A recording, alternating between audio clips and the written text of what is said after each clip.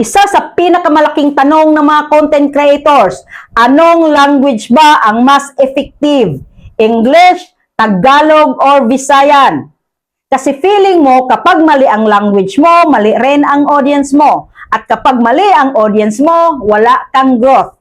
But here's the truth and listen carefully. Walang pinaka-best na language. Ang mayroon lang, pinakatamang audience para sa language mo. Let's break it down. Una, English content. Yes, malaki ang advantage nito. Global audience. Mas mataas ang chance ma-reach ang high-paying countries at mas maraming opportunity for monetization. Pero tandaan mo, hindi porket English ka, automatic na aangat ka. Kung hindi ka confident mag-English, kung pilit lang, kung hindi natural, ramdam yan ng audience. At kapag hindi ka authentic, bababa ang engagement mo.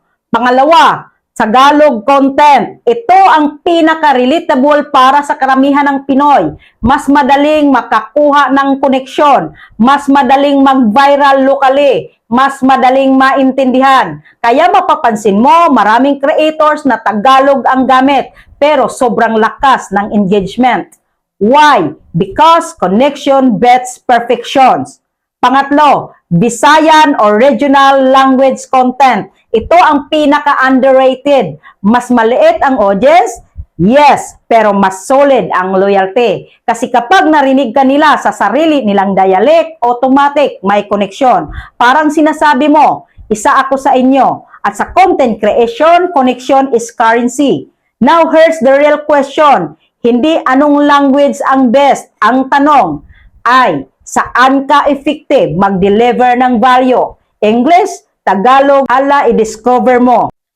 Kasi kahit anong language pa yan, kung walang value, walang manonood. At kahit anong language pa yan, kung hindi ka consistent, walang mangyayari.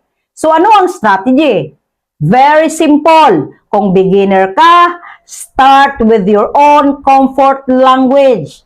Kung saan ka natural magsalita, kung saan ka confident, at kung saan ka expressive. Why? Because confidence creates clarity, and clarity creates connection. Then, habang lumalago ka, pwede kang mag-expand, pwede kang mag-English content, pwede kang mag-mix Taglish, pwede mong i-test kung saan ka mas mag-perform. Because growth comes from testing, not guessing.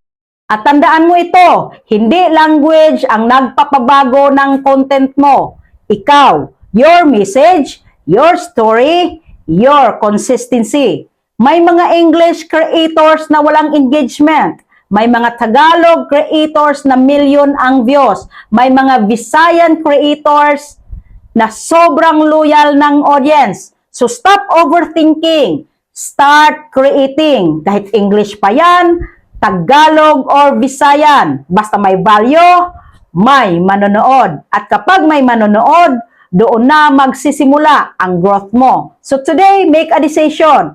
Hindi kung anong language ang gagamitin mo, kundi kung kailan ka magsisimula. Because the best language is the one you actually use. Natulungan ba kita? Paki-comment and like, follow, and share na rin. And see you in the comment section.